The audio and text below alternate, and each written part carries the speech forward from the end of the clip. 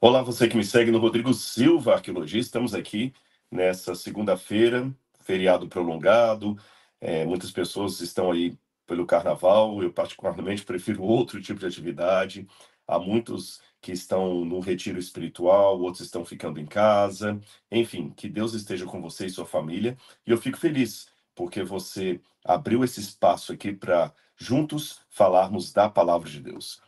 E está sendo ao vivo. Eu estou agora com você aí da minha casa, a Laura está me ajudando aqui, e eu quero também cumprimentar a todos vocês que estão conosco, que agora é aquela hora importante que você pode mandar uma mensagem para sua avó, sua tia, sua mãe, convidar o pessoal para participar, porque o tema de hoje é um assunto que tem trazido muita dúvida e vira e mexe, eles me perguntam isso aí nas redes sociais. Por que Jesus tinha que nascer do nascimento virginal? Qual a implicação teológica disso? Será que Maria realmente era virgem quando ela deu à luz a Jesus? Ou isso foi apenas um mito que o cristianismo criou depois? Eu vou só ligar aqui o ar-condicionado, porque está bem quente. Se fizer muito barulho, aí eu desligo, tá bem? Está bem quente aqui, acredito que aí também, né?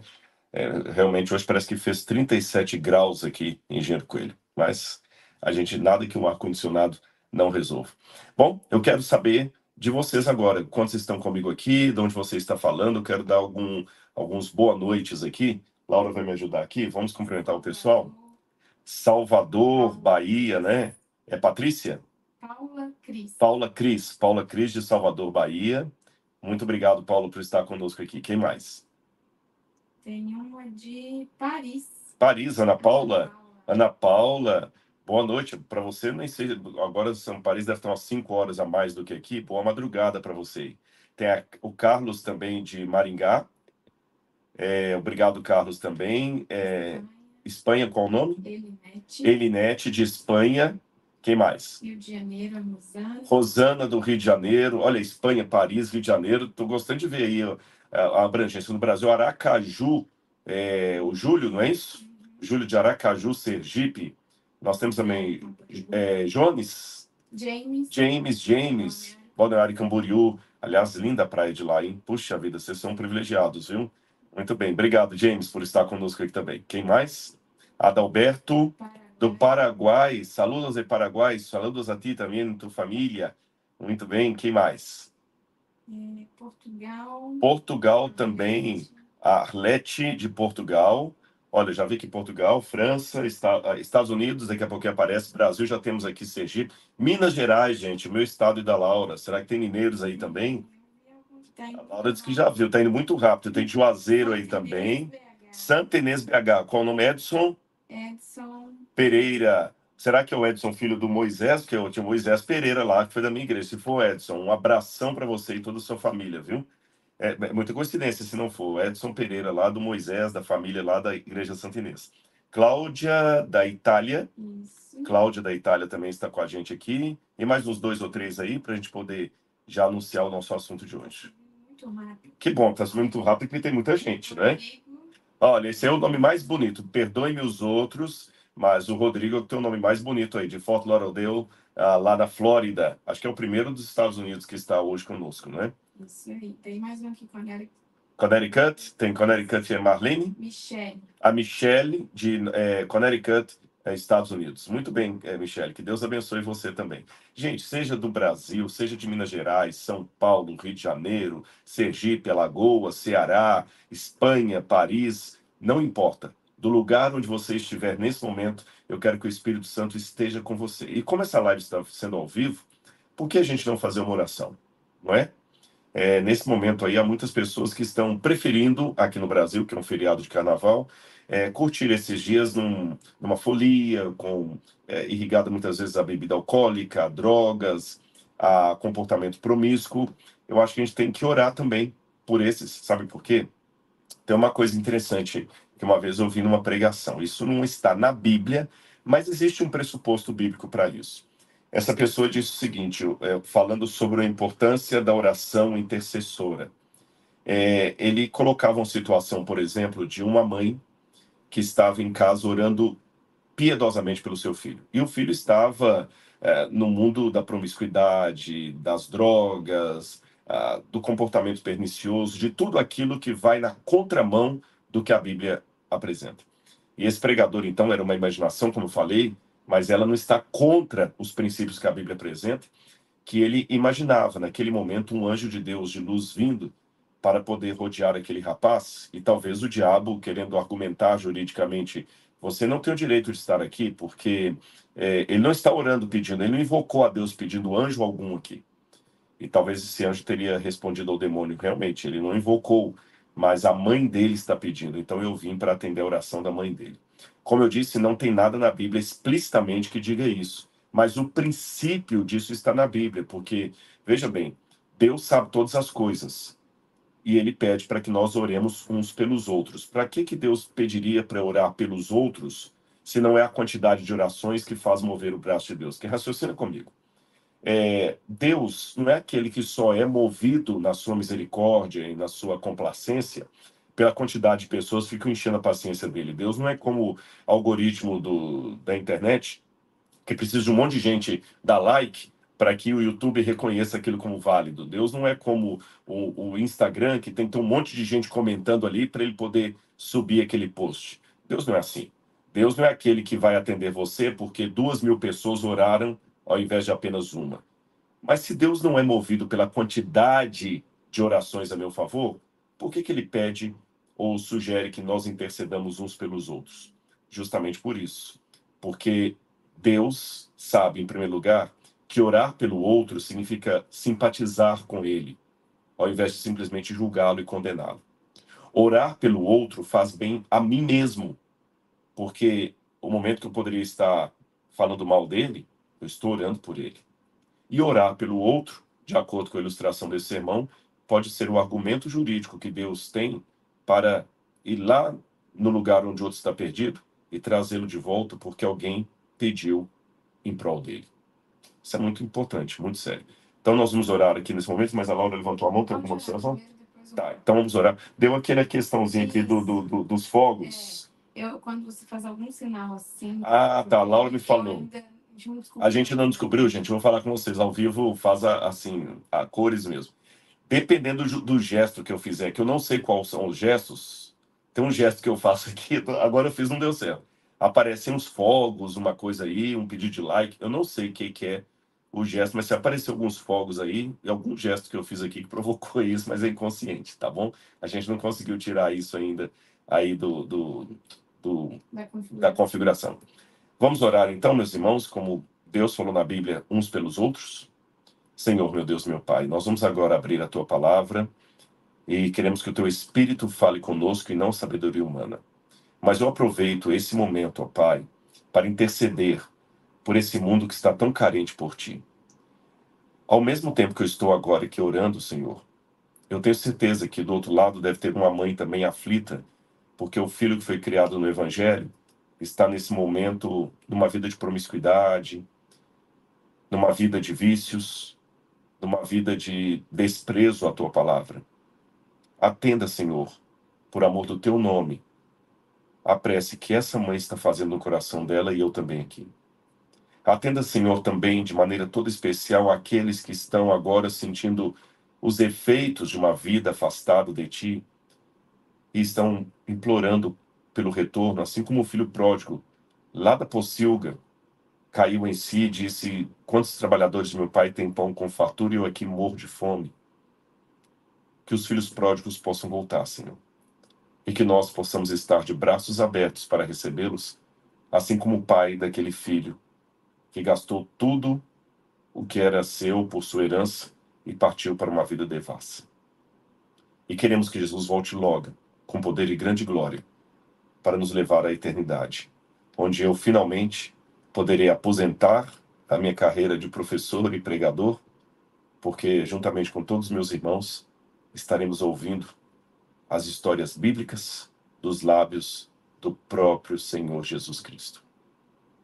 Naquele dia nós falaremos contigo, Senhor, e fazemos orações de olhos abertos, porque falaremos face a face com o Cordeiro de Deus. Perdoa os nossos pecados, querido Pai. Em nome de Cristo, eu suplico agora. Amém. Muito bem, meus queridos, vamos lá então.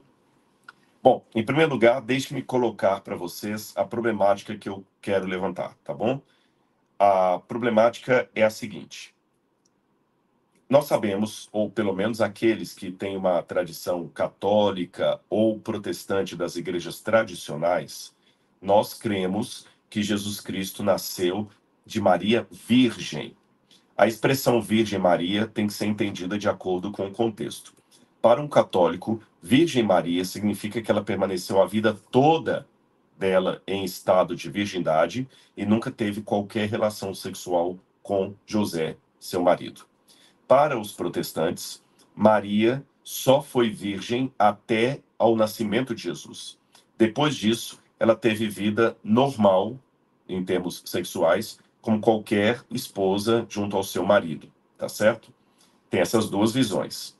Existe uma terceira visão, que é da teologia progressista ou mais liberal, representada por nomes como John Dominic Crossan, Bart Ehrmans e outros que eu poderia citar aqui, que acredita que essa história do nascimento virginal de Jesus é apenas uma parábola, é apenas uma alegoria.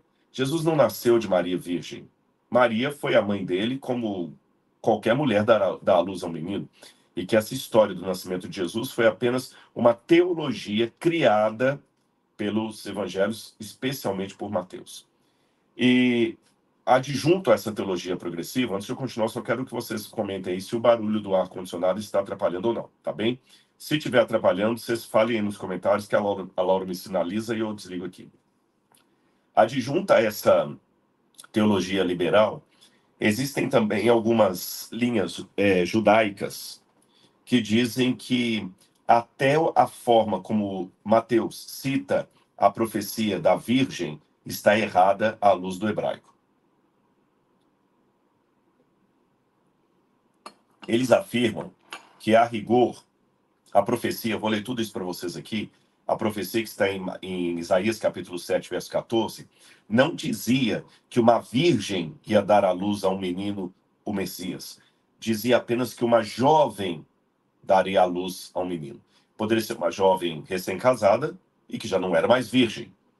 Essa história de nascimento virginal de Jesus foi um equívoco do evangelista Mateus, baseado noutro equívoco, que foi uma tradução grega do Antigo Testamento, que houve algum tempo antes de Jesus. Tá certo? Então, resumindo, para não ficar complicado para você, quando se fala que Jesus nasceu de Maria Virgem, nós encontramos pelo menos 4 posições. A posição católica, que diz que Maria era virgem quando deu à luz a Jesus e permaneceu em estado de virgindade durante toda a sua vida. A versão protestante, que diz que Maria era virgem quando deu à luz a Jesus, mas ela depois teve vida sexual ativa como qualquer outra mulher casada. Terceiro, a teologia progressista, que é aquela que acredita que o nascimento virginal de Jesus é apenas um mito, uma parábola, uma alegoria, que não há nada de historicidade disso. E quarto, aquela visão rabínica de muitos eruditos judeus que dizem que, na verdade, foi um equívoco de Mateus, porque não há no Antigo Testamento, especialmente em Isaías, nada que fale do nascimento de uma criança messiânica a partir de um ventre virginal. E aí, como é que a gente responde a tudo isso? Para ampliar essa problemática, eu quero colocar uma outra questão para vocês aqui. Por que Jesus precisava nascer de uma virgem? Por quê? Qual a razão disso? Alguns podem falar, não, por causa da pureza, tá, mas onde está dito que uma criança nascida de uma mulher, porque foi uma relação sexual, não seria pura? Alguém pode falar assim, não, mas Jesus tinha que nascer de Maria Virgem porque tinha que ser um nascimento especial. Tá, mas a Bíblia fala de outros nascimentos especiais também. Qual a implicação soteriológica, o que implicaria na santidade de Jesus se o nascimento dele fosse de uma relação sexual entre José e Maria? E antes que você fale, não, se Jesus nascesse de uma relação sexual de José com Maria, ele não poderia ser o filho de Deus. Tá, mas ele também desenvolveu no ventre de Maria como um embrião, um feto. Ele teve 1 mês, 2 meses, 9 meses, ele nasceu do ventre de Maria, como qualquer criança nasce. Então, por que Jesus poderia nascer como qualquer criança, exceto no fato de que ele não poderia ter um pai humano? Eu sei que alguns podem falar, Rodrigo, até colocar nos comentários, você está negando a santidade de Jesus? Não, não estou negando, eu estou fazendo uma pergunta. Eu ainda nem apresentei aqui minha opinião. Eu estou apresentando uma pergunta. Qual seria a implicação teológica se Jesus tivesse um pai humano, assim como ele teve uma mãe humana? Essa é a minha pergunta. Você já parou para refletir sobre isso? Dentro da Bíblia? Porque eu sei que existe uma tradição medieval que Maria, quando deu à luz a Jesus, que não sangrou, que ela não teve dor alguma, porque foi um parto virginal, espiritual. Mas isso é uma tradição medieval. A rigor, mesmo os irmãos católicos que estão assistindo aqui comigo admitem que nos evangelhos não tem nada falando que o nascimento de Jesus foi um nascimento sem dor da parte de Maria, foi um nascimento sem sangue, que não teve cordão umbilical, não tem nada na Bíblia dizendo isso. Fala que ele nasceu de Maria. Então a pergunta que eu faço é: qual seria o problema de Jesus ter um pai humano se ele poderia ter uma mãe humana? Aí alguém pode falar, não, mas porque se ele tivesse um pai humano, ele não poderia ser filho de Deus? Sim, mas para ser o filho de Deus, ele não precisa ter uma mãe divina também. E mesmo os católicos, que chamam Maria de mãe de Deus, esse termo mãe de Deus veio desde o concílio de Niceia, no quinto século. Niceia não, minto. Concílio de Éfeso, no quinto século. E nesse concílio de Éfeso, acho que foi 425 depois de Cristo, foi pela primeira vez Maria chamada de Theotokos. Theotokos seria mãe de Deus em grego, termo que não aparece na Bíblia. Mas mesmo os que advogam Maria como mãe de Deus, em nenhum momento da teologia católica Maria é considerada divina. Ela é santa, mas não é divina. Jesus é divino. Então, a pergunta é, por que ele poderia ter uma mãe humana, mas não poderia ter um pai humano? Vamos à Bíblia. Em primeiro lugar, que Maria era virgem, eu acho que está muito bem estabelecido na Bíblia Sagrada. Porque diz assim, olha, se você tiver uma Bíblia aí comigo, acompanhe, por favor. Mateus capítulo 1, versículo 18. Mateus capítulo 1, versículo 18. Aliás, antes de continuar, deixe-me dizer por que eu resolvi preparar essa aula para vocês. Quantos nós estamos aqui agora com a gente?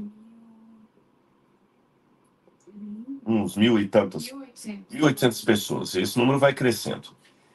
Eu acabei de gravar agora, semana passada, aliás, essa semana, algumas aulas já do Novo Testamento do curso A Bíblia Comentada, tá certo? E lá nós temos 40 mil alunos. E quando eu gravei essa aula explicando essa problemática aqui, eu tive um insight. Eu falei assim, olha, segunda-feira eu vou abrir isso que eu expliquei na aula A Bíblia Comentada para que outros possam assistir também.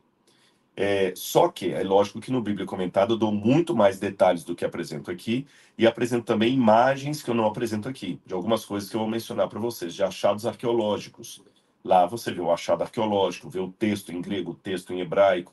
Aqui eu vou fazer um resumo do que eu apresento ali no Bíblia Comentada, porque eu resolvi também mostrar para aqueles que não são alunos do Bíblia Comentada uma degustação do que a gente ensina lá. Uma degustação mais simplificada, que como eu falei, lá eu estou no estúdio, eu tenho troca de câmeras, eu tenho um telão atrás de mim, os alunos recebem um PowerPoint com o resumo da aula. Aliás, se tiver gente que é aluno do Bíblia Comentada, deixa aí a sua impressão se você está gostando.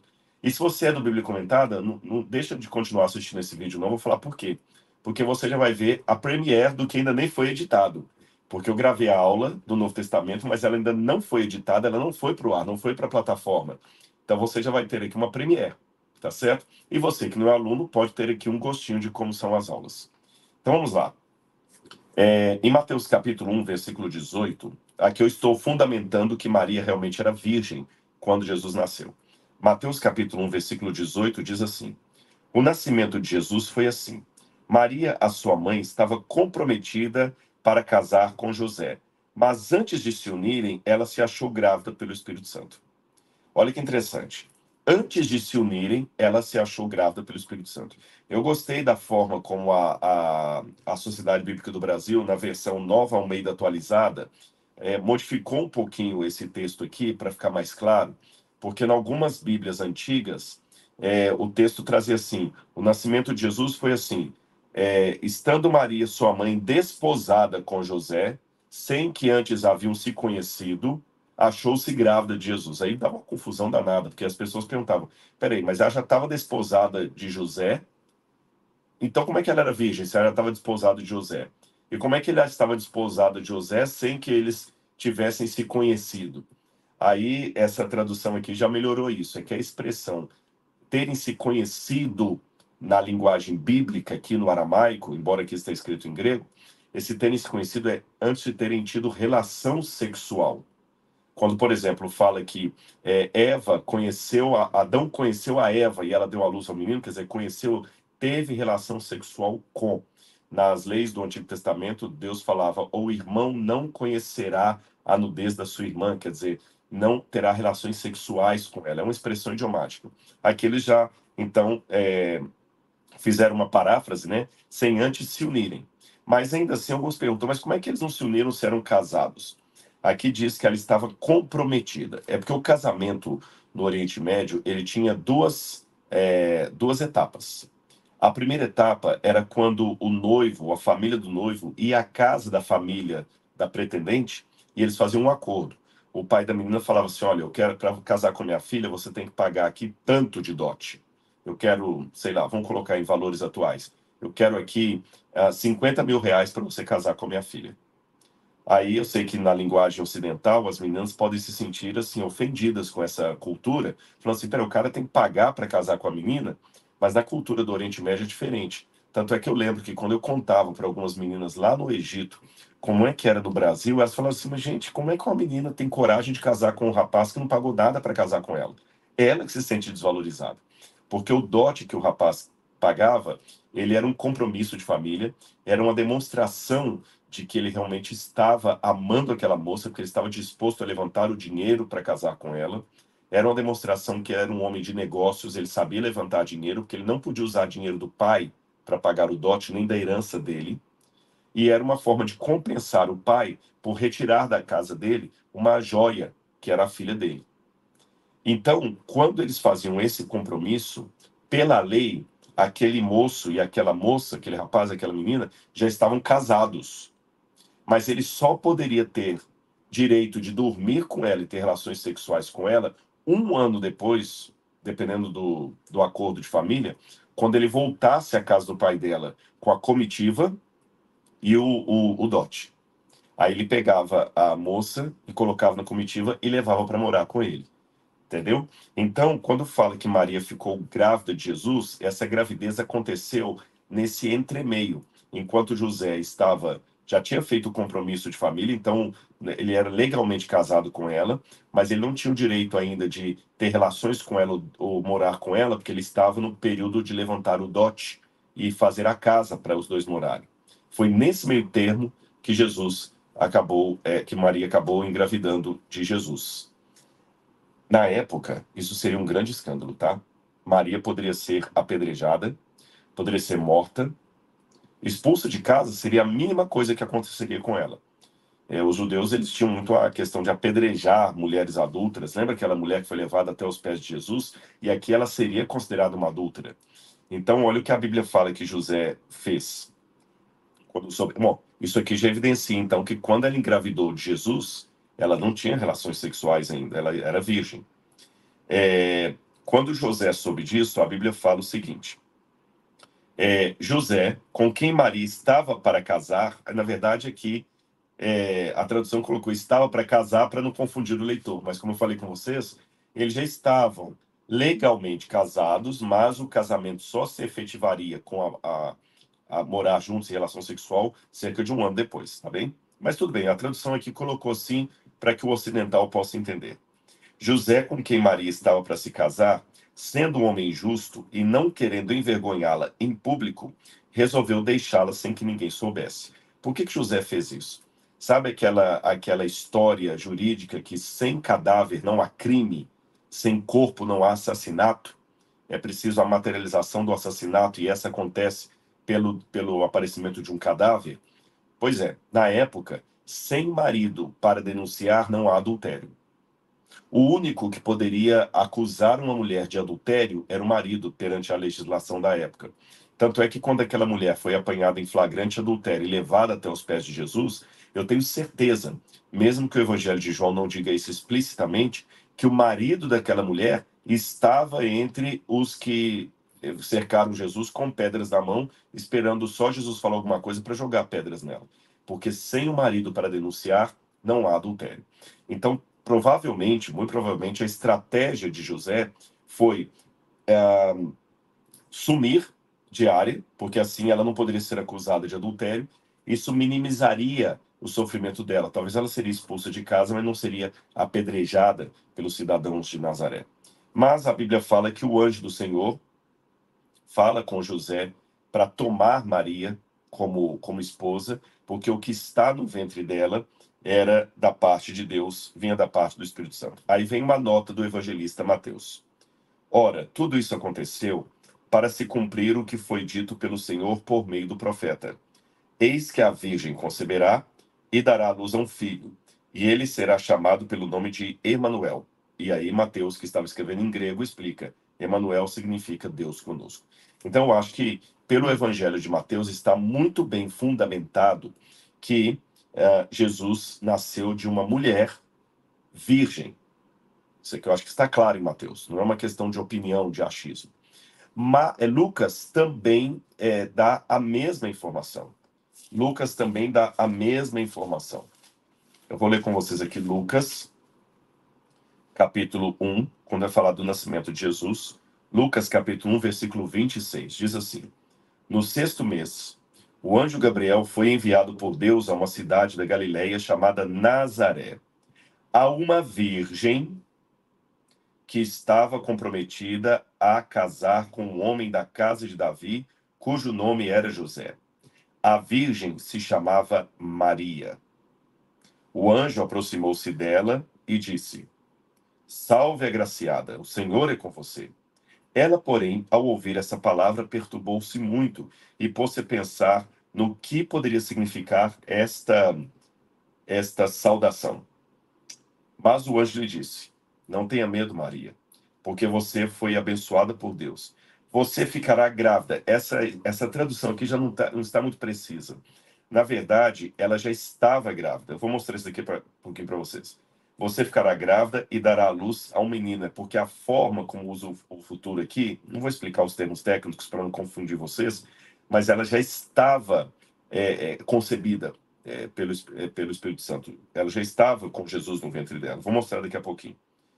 Você dará à luz a um menino a quem chamará o nome de Jesus. Este será grande, será chamado Filho de Deus.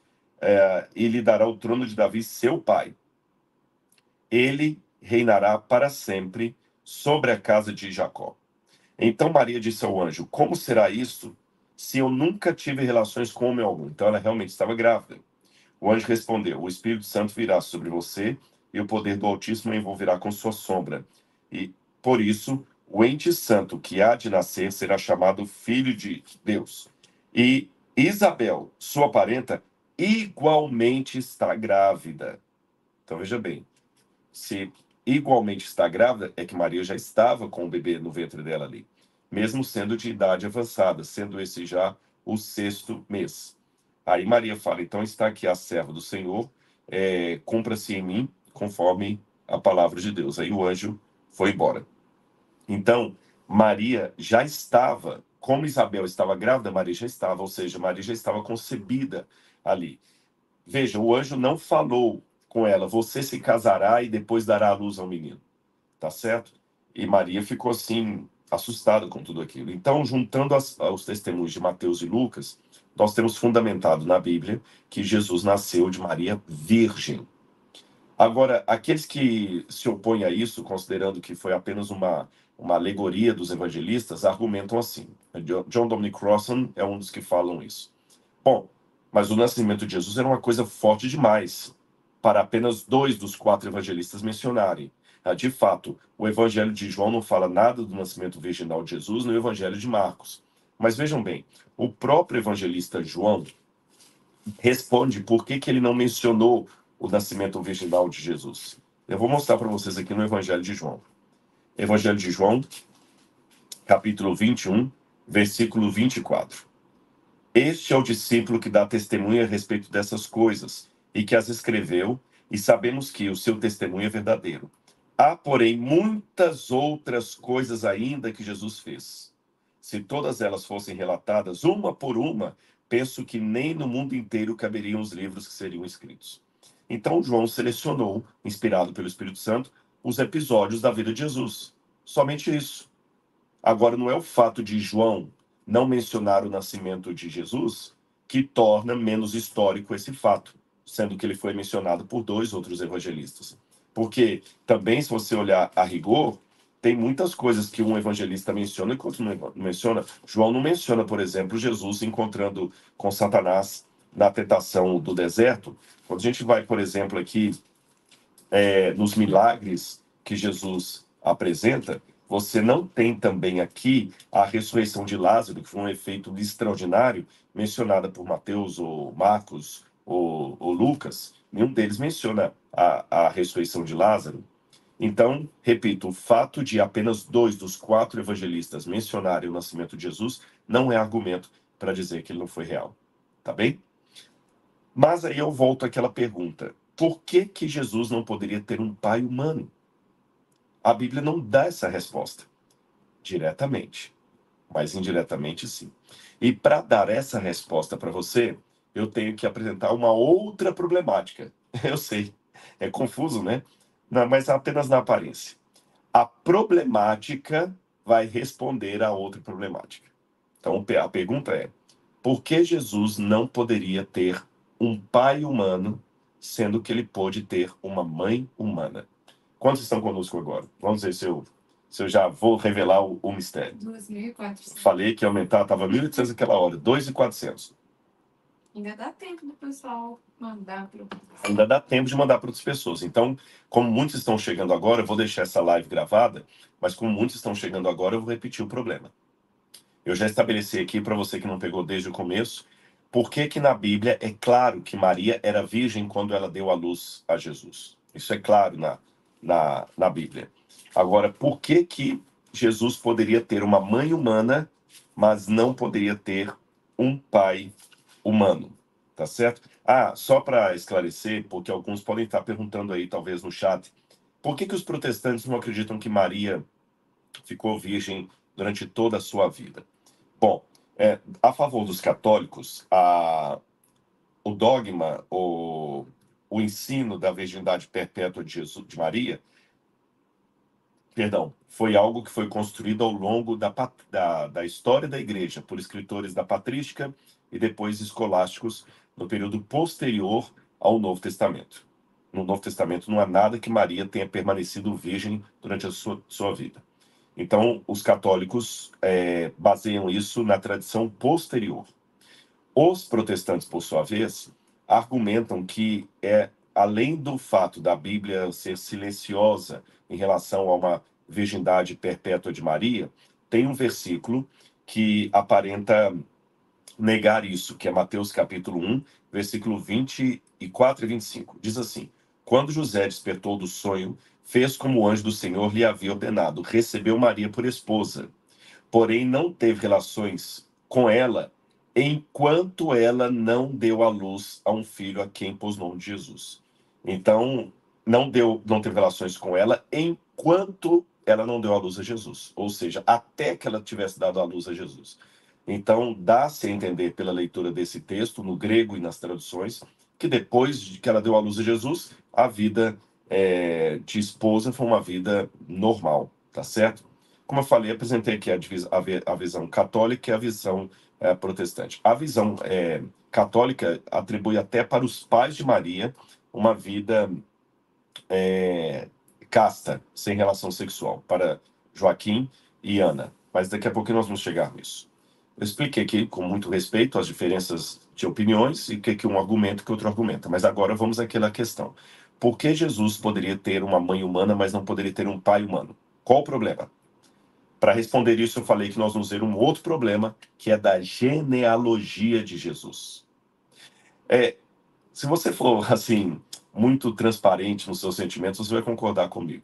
A parte mais chata de se ler da Bíblia, Deus me perdoe, não estou aqui blasfemando, mas a parte mais chata de ler da Bíblia, mais cansativa, são as genealogias. Eram as genealogias, para mim, cansativas até eu entender a mentalidade do Oriente Médio. Vamos falar primeiro do cansativo. Quando você começa a ler aqui, abra sua Bíblia comigo aqui. Imagina um pregador lendo isso na igreja. Livro da genealogia de Jesus Cristo, filho de Davi, filho de Abraão. Abraão gerou Isaac, Isaac gerou Jacó, Jacó gerou Judá e seus irmãos. Judá gerou Pérez e Zera, cuja mãe foi Tamar. Pérez gerou Esrom, Esrom gerou Arão, Arão gerou Aminadab, Aminadab gerou Naasson. Gente, isso é chato.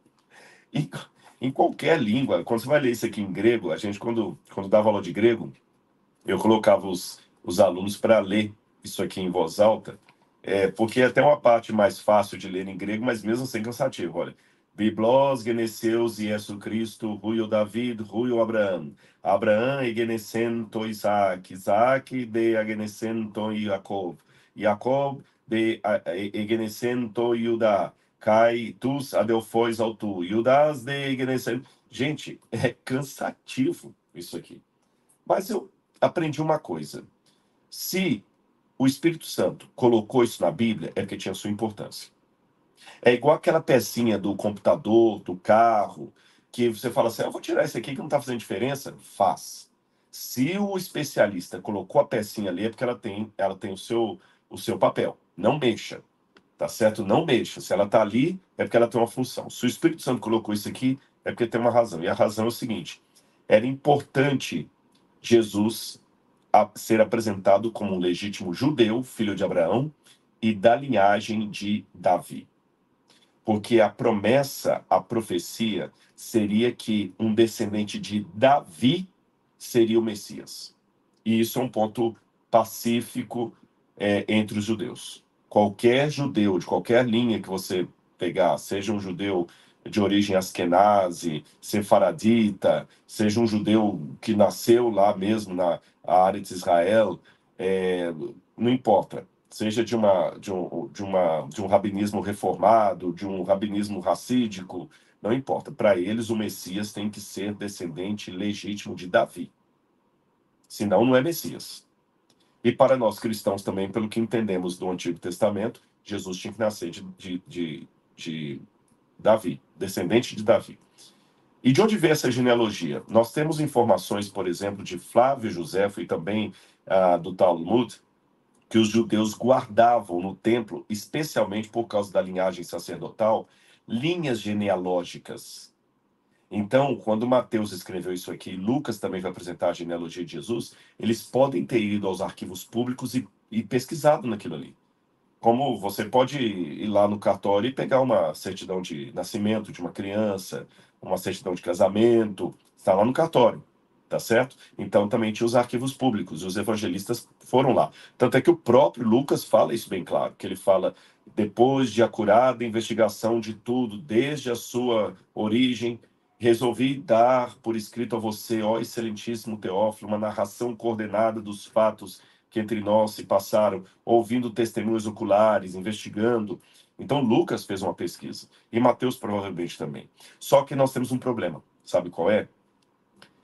No curso A Bíblia Comentada, eu mostro isso no painel para ficar claro.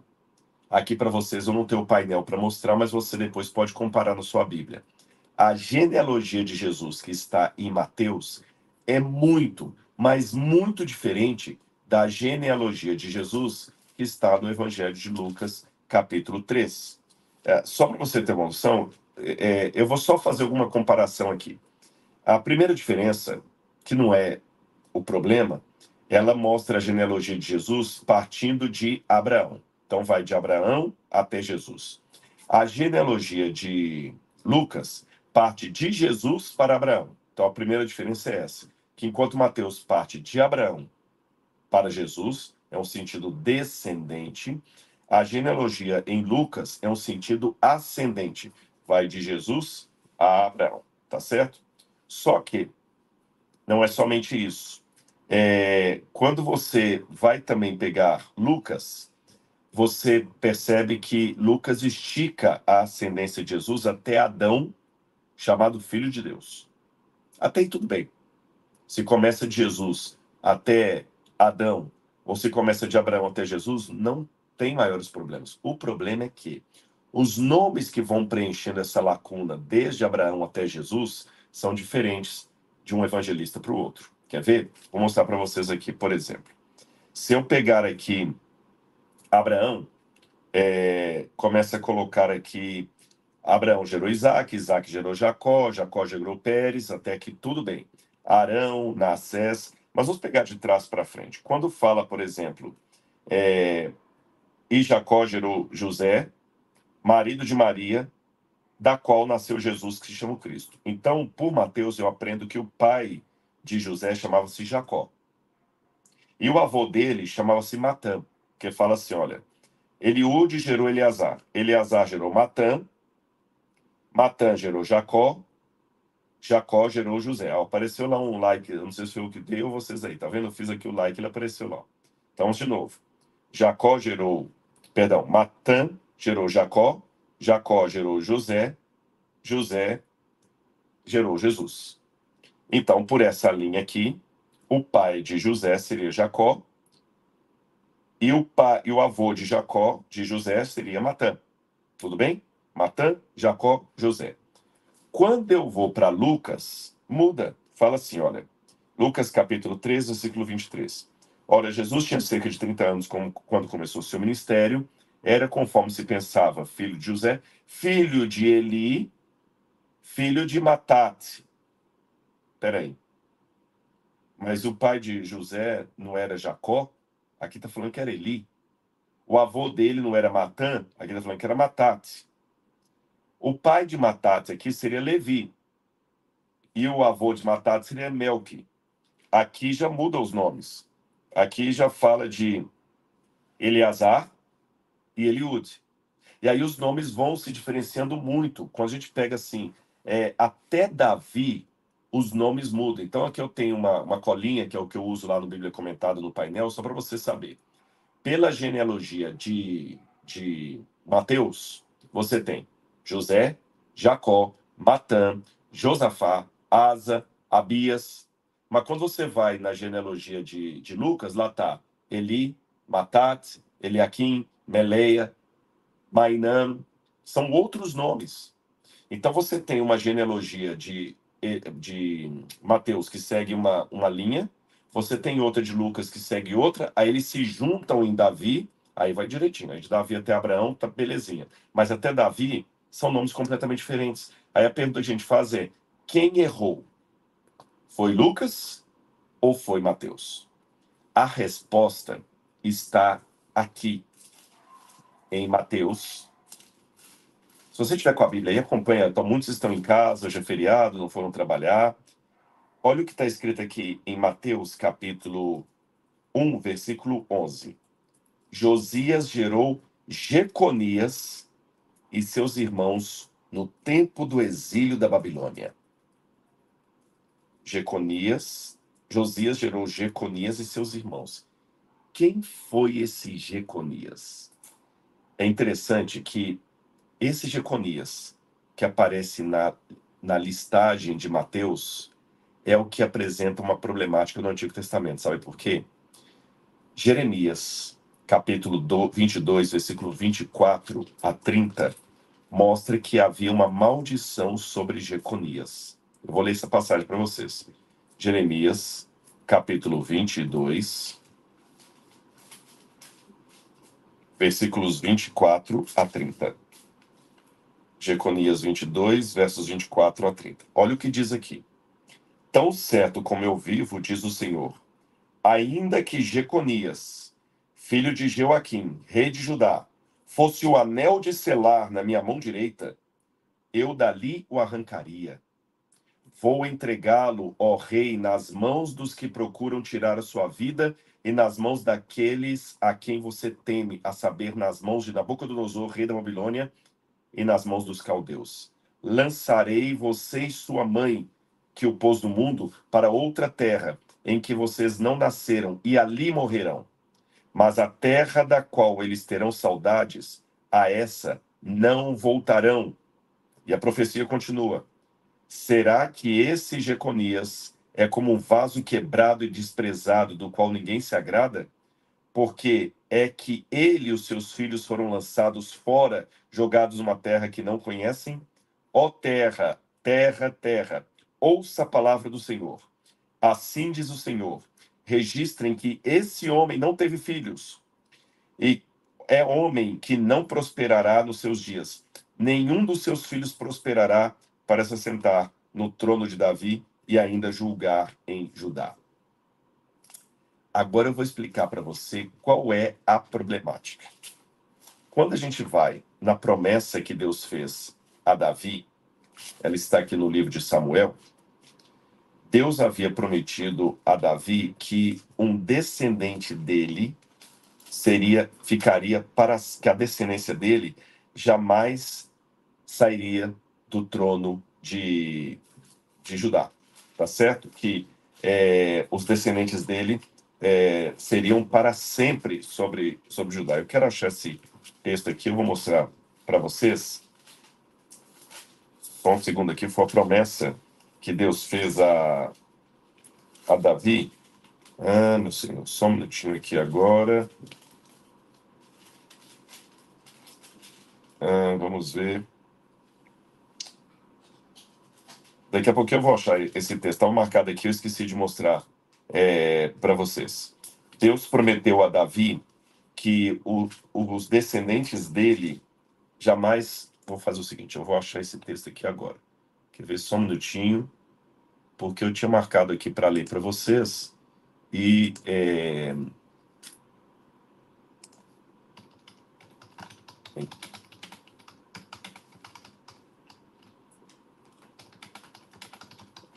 E Deus fala com Davi sobre como é que Davi, deixa eu ver aqui. Ó Senhor. Tudo bem, daqui a pouco eu vou achar o texto para vocês. É um texto onde Deus promete a Davi que o filho dele se assentaria para sempre no trono. E. Oi? Ah, pensei que a Laura tinha me chamado aqui. O filho dele se assentaria para sempre no trono e governaria, que até é uma profecia que parece falar de Samuel, e ao mesmo tempo está falando do rei Davi. Deixa eu ver se eu vou achar aqui essa passagem para você, gente. Vamos ver aqui. Vamos ver aqui, só um segundinho, pessoal. Essa passagem é muito linda, eu quero encontrá-la.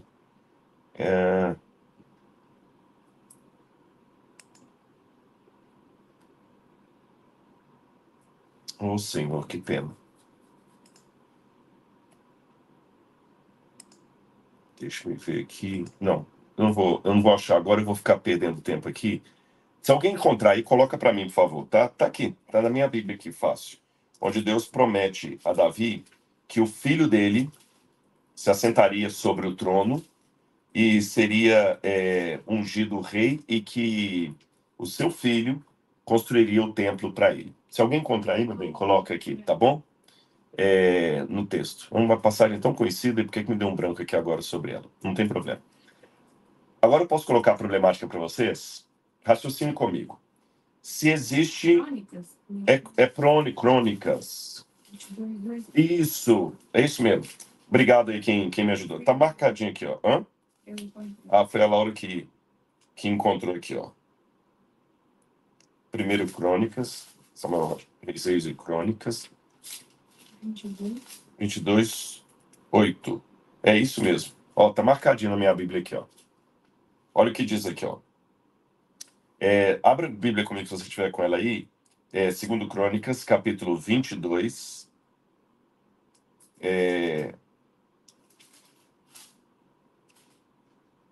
Eu bem secreto que ainda não é essa passagem. Não, não é. Essa aqui já é Davi falando que... É verdade. É o capítulo 7? Talvez. 2 Crônicas, capítulo 7. Vamos aí então, gente. Vamos achar, não tem problema não. Vocês vão me ajudando aí. É Crônicas mesmo, né? É Crônicas. Mas aqui já está depois da morte de de Davi. Senhor, é uma passagem tão óbvia. Deixa eu ler aqui. Quando você falou 22, eu pensei que fosse. O pessoal está falando 2 Samuel 7. Vamos ver aqui, gente. Que bom que vocês estão participando. Eu fico até feliz com isso. 2 Samuel 7:11. Vamos lá. Quem que ajudou aí para estar... Várias pessoas. Fábio. Desde o dia que mandei. Emerson. 2 Samuel 7:11. 7. É isso mesmo. Fábio, obrigado ao Fábio. Quem mais aí? O Emerson. O Emerson, obrigado. É essa passagem mesmo. Obrigado a vocês aí. Está marcadinho aqui também. 2 Samuel capítulo 7, versículo 11 em diante. Diz assim, olha. Desde o dia em que mandei que houvessem juízes sobre o meu povo de Israel, esse texto mesmo, obrigado a vocês, esse texto que eu queria.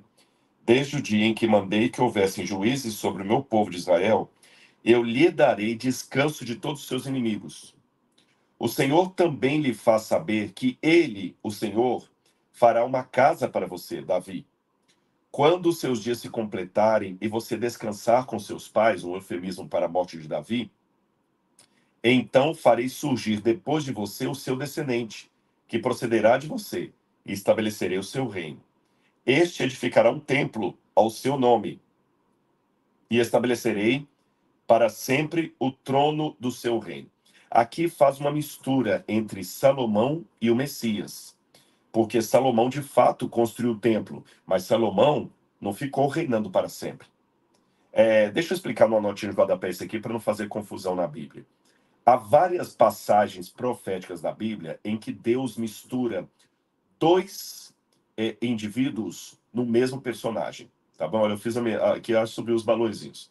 2 indivíduos no mesmo personagem. Por exemplo, quando você tem Isaías e Ezequiel fazendo uma profecia sobre o rei de Tiro, está falando do rei de Tiro, um homem de carne e osso.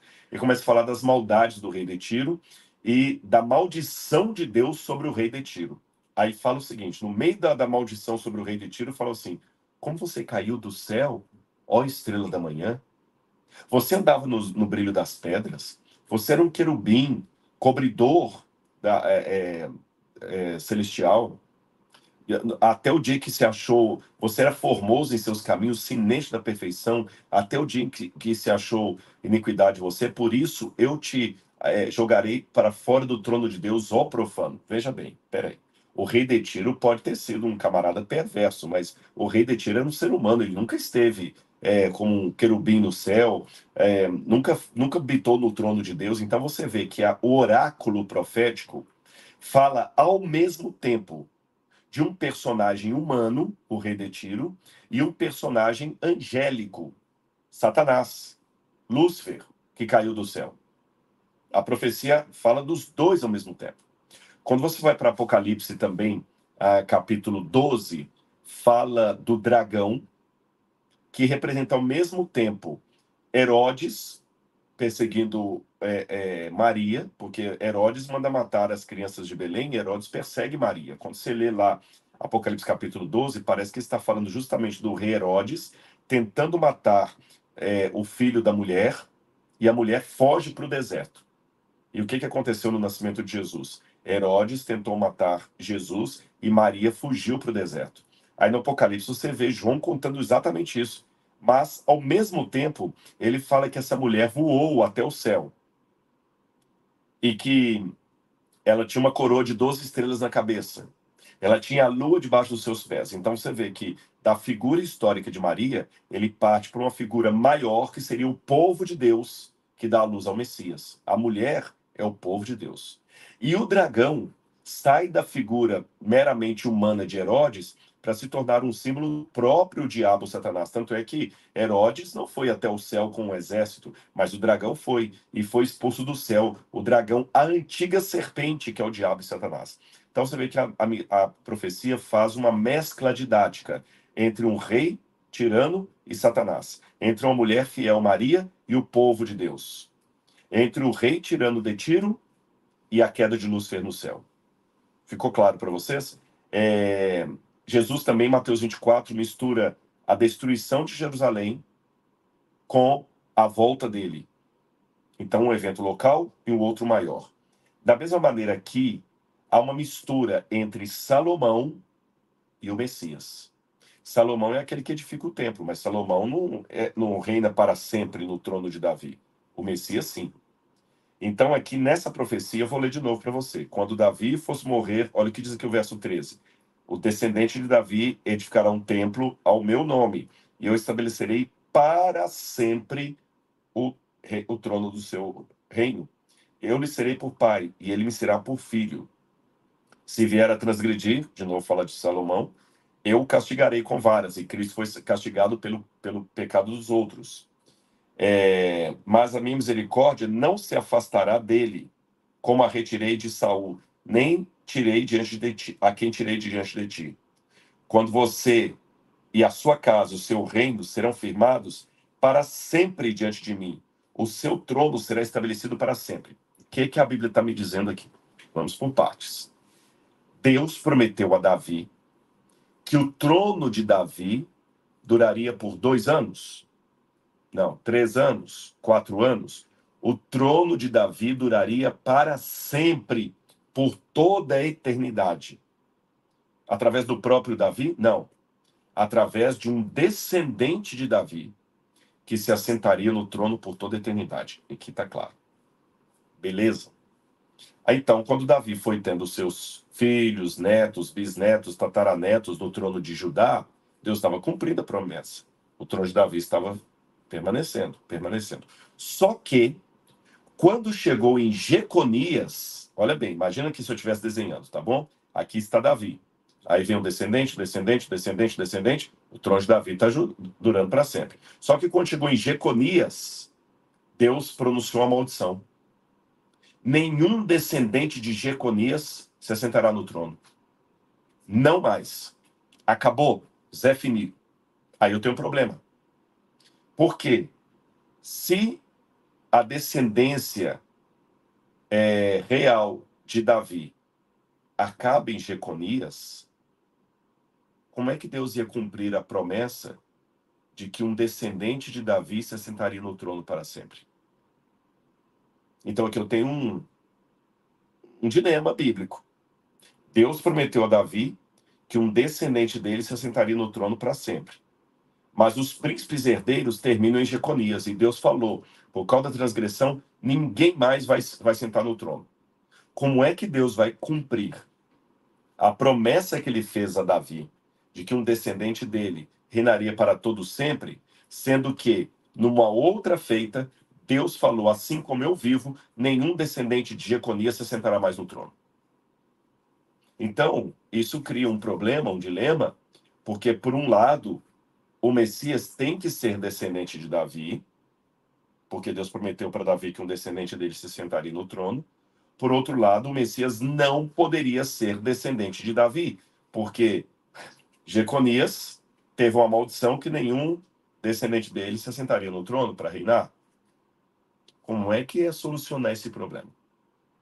Aí, quando eu vou para o Evangelho de Mateus, de Lucas, eu encontro uma pista aqui que talvez me ajude a entender isso. E ajude a entender por que as genealogias são diferentes e como elas respondem a essa problemática. Abra de novo comigo a Bíblia em Lucas. Lucas começa assim.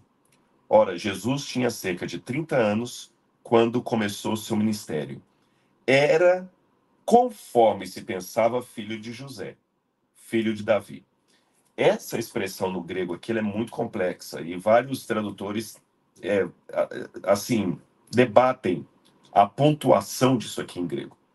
Eu estou com o Novo Testamento grego aqui. Vários especialistas em língua grega dizem que uma possibilidade de ler isso aqui seria o seguinte: Jesus era, conforme se pensava, filho de José, filho de Eli. É como se dissesse assim: Jesus era, a despeito do que pensavam filho de José, filho de Eli. Então isso aqui está tirando Jesus enquanto DNA da dinastia de José.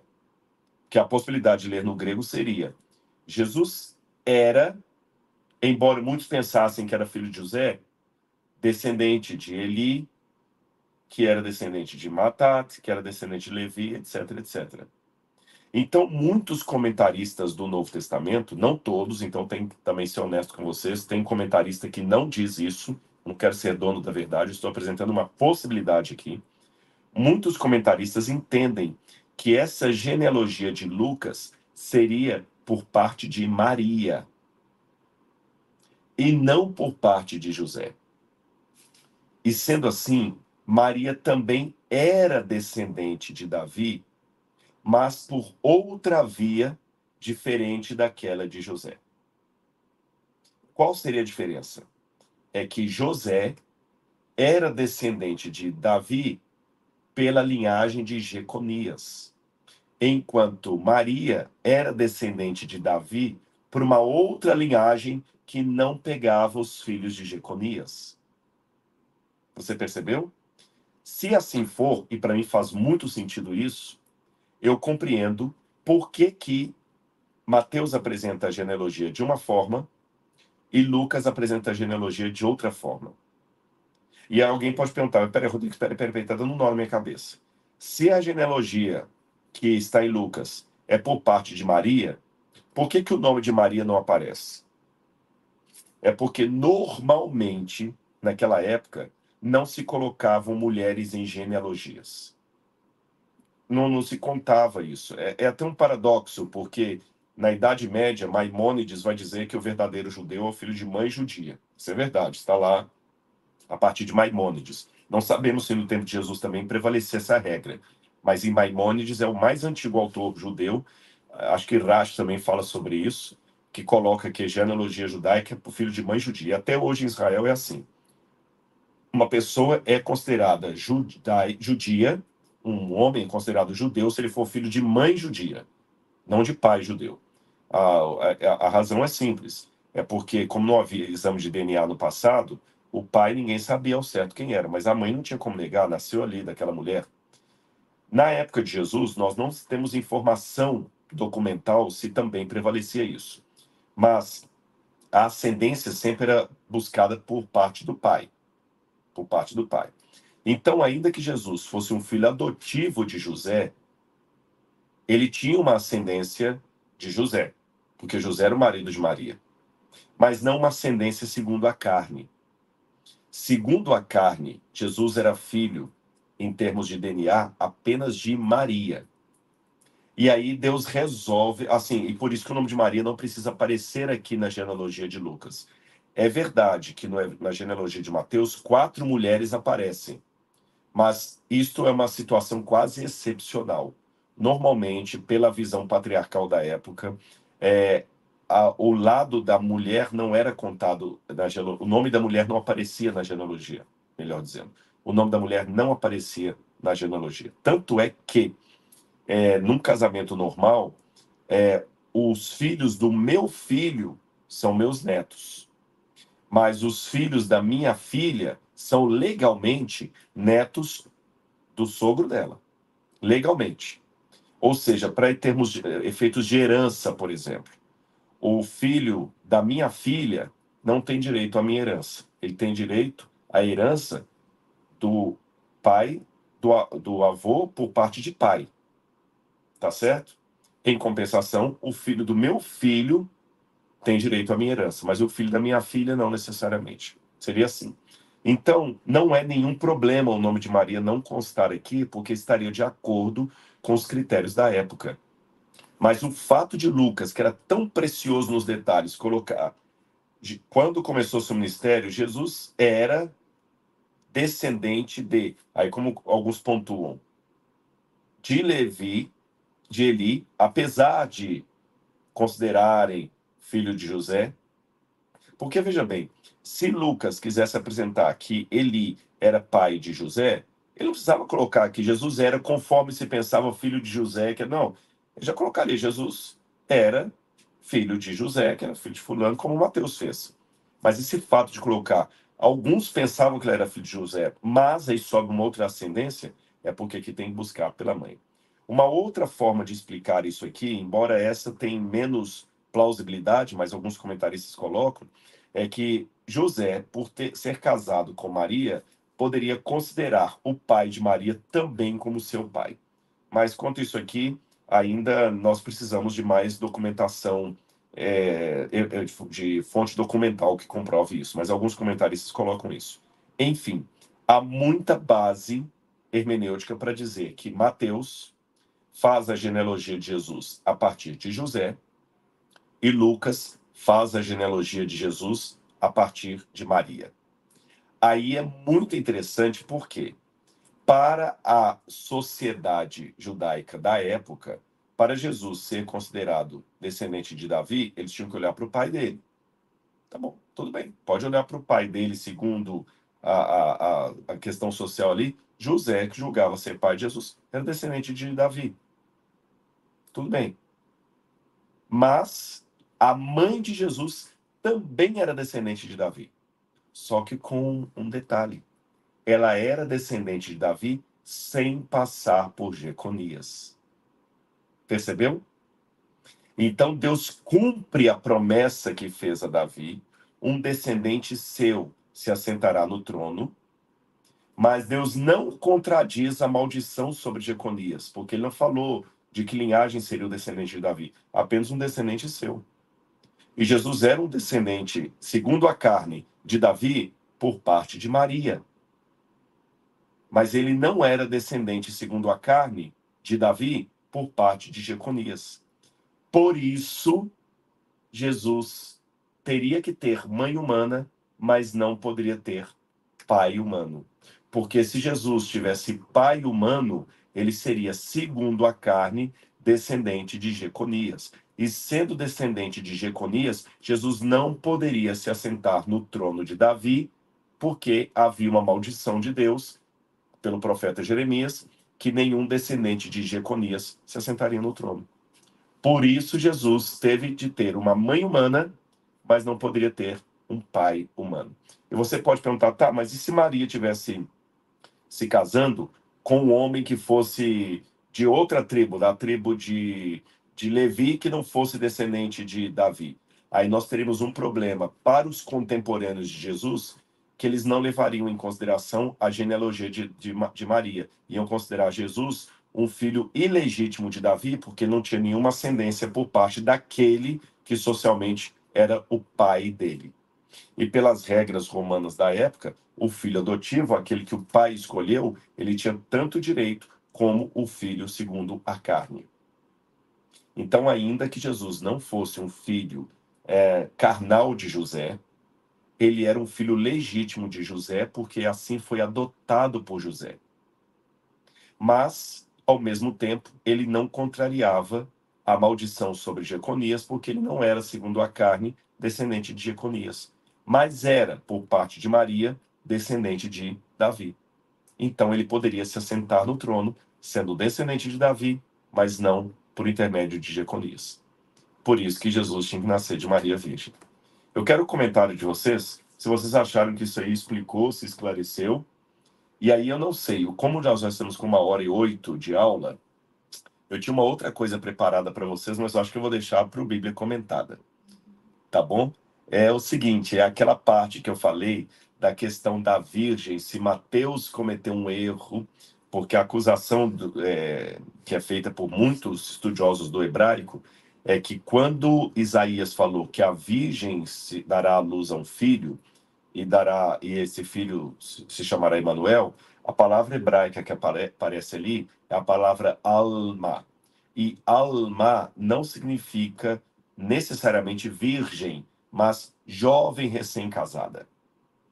Que se Isaías quisesse dizer virgem, ele usaria a palavra betulá. Só que eu estou com estudos recentes, envolvendo inclusive eruditos judeus como Cyrus Gordon e outros, que mostram que a palavra alma significa virgem. E Isaías escolheu alma e não betulá por uma razão muito simples. Você sabia que fora do livro de Isaías havia uma profecia falando de uma virgem que daria à luz de maneira especial a um Salvador? Sabia disso? E que quando Isaías falou isso para o rei Acás, ele estava correspondendo a algo que já era falado até fora de Israel. Rodrigo, eu nunca ouvi falar disso. Pois é, pois tem. É um achado arqueológico que aconteceu nos anos de 1929 em Hashmira, quando encontraram em Hashmira alguns escritos que comprovam, não só em Hashmira, também na região da Fenícia, que seria o Líbano hoje, encontraram tanto em língua fenícia quanto na língua ugarítica, na cidade de Ugarit, comprovações que o nome Alma, que aparece no texto hebraico de Isaías, refere-se a uma virgem, e que Isaías estava, sim, se referindo a uma virgem, e ele fez essa profecia porque, na época de Isaías, as pessoas conheciam um oráculo que dizia que de uma virgem nasceria um Salvador. Isso está comprovado agora pela arqueologia, e muitos especialistas em hebraico, que até pouco tempo diziam que Alma significa jovem recém-casada, estão mudando de opinião para falar não. Alma significa virgem, Mateus não cometeu um erro, e a profecia tem um sentido ainda mais forte do que nós podíamos imaginar. Mas eu não vou contar sobre isso hoje, eu vou deixar apenas a degustação aqui. Se você quiser saber disso, você vai ser meu aluno lá no curso A Bíblia Comentada. Lá eu dou muito mais detalhes, eu mostro o artigo de Cyrus Gordon, eu mostro outros biblistas, outros hebraístas, judeus, cristãos, que chegam a essa conclusão e apresentam essas coisas para vocês. Hoje eu só dei essa explicação aqui de por que Jesus teria que nascer de uma mãe, mas não poderia ter pai humano. Ele não poderia ter pai humano, porque se ele tivesse pai humano, ele seria descendente de Jeconias, e os descendentes de Jeconias não podiam sentar no trono de Davi. Por isso que ele é descendente de Davi apenas por parte de mãe, mas não poderia ser por parte de pai. Por isso, Jesus nasceu de Maria virgem, sem a participação do homem ali na concepção de Jesus. Tá bom? Muito bom. Muito bom? O pessoal gostou aí dos comentários? Estão bons? Sim. Estamos terminando nossa live com quantos? Com quase 3 mil. Quase 3 mil. Caiu um pouquinho, né? Sim, mas é que já tá chegando. Então, tá bom. Gente, muito obrigado. Deixa eu só ver aqui. Dia 24 de fevereiro. Ah, é verdade. Temos um convite para vocês. Dia 24 de fevereiro, nós faremos uma noite no museu. A noite inteira. Tour virtual. Vejam bem, não será presencial, tá bem? Você vai poder entrar, você vai garantir ali a sua vaga. E para as pessoas que entrarem, vamos deixar aqui o link, já está fixado aqui. Na descrição está fixado o link. Você vai clicar ali, vai se inscrever. E você vai. Aí o que você tem que fazer depois disso? Seguir ali o manual de como é que você vai assistir e comprar um pacote de pipocas, estourar a pipoca e passar a noite toda comigo. Eu e outros arqueólogos estaremos explicando quase todas as peças do Museu de Arqueologia. A noite toda. E eu tenho coisas para contar para você que nunca foram publicadas sobre o acervo do Museu de Arqueologia Bíblica do NASP, o MAB. Você vai passar comigo a noite inteira no museu. Vão conhecer os bastidores do museu, peça por peça. Ah, e uma coisa, eu vou sortear também ali. Eu agradeço a editora Ágape, agradeço a Casa Publicadora Brasileira, agradeço também a editora, qual que foi a Pai Editora, que me doaram exemplares de todos os livros que eu escrevi. Então, nós vamos sortear kits com todos os livros que eu escrevi, inclusive o livro O Egito e a Bíblia, que ainda nem saiu ainda no mercado, e está para ser lançado. Você vai ganhar em primeira mão, e assinado por mim ali. E também vamos sortear algumas lamparinas, réplicas de lamparina da época de Jesus e outras cositas más, tá bom? Dia 24 de fevereiro, ao vivo, para quem se inscrever, tá bom? Vai começar às 8 da noite e não tem hora para acabar. Eu conto com você. Um grande abraço, fiquem com Jesus e dê o seu like se gostou desse vídeo, nos siga nas redes sociais e até o nosso próximo encontro. Tchau, tchau.